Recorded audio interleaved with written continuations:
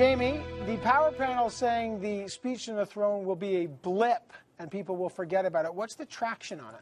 You know, once again, that power panel is pretty smart. Not only is it going to be a blip, but it's going to be a pretty short blip indeed.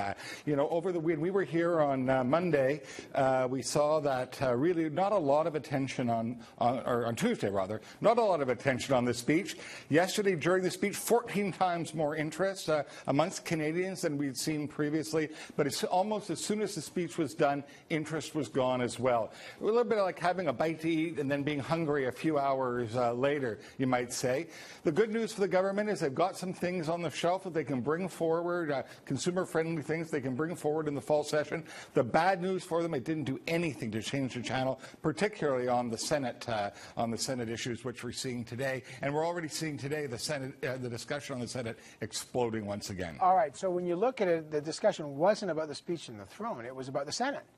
Absolutely. Now, there was some interest in some of the little specific things, the roaming charges and some of the things that the government is going to put forward, but it didn't stay. There was no stickiness to it. It left as quickly as it came.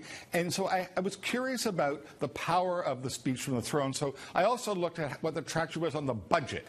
And a budget is a much better way for the government to change the channel or to get new thematics going. The budget had much greater staying power than the speech did yesterday. Yeah, people have a way of distinguishing between a throne speech, which is sort of broad generalities, and maybe the specifics of a budget. Any chatter... Plus it's read by the Governor General, right? So it's very hard for the government to own it when one of its spokespeople isn't delivering it. You know, Jerry Kaplan on the power panel, and we'll jump back to them in a second, Jamie, was saying most people haven't heard of this free trade deal that Stephen Harper will sign. He's in Brussels now. Any chatter about that? There's beginning to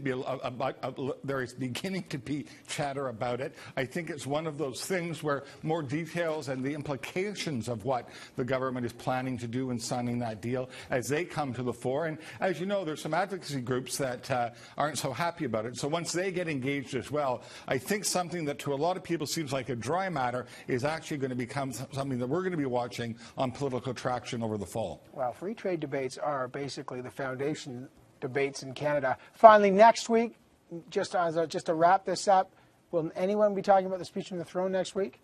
Nobody will be talking about the speech from the throne next week, and everybody will be talking about the Senate. All right. The channel did not change, according to Political Traction with Jamie Watt. Thanks for that, Jamie. Thanks, Evan.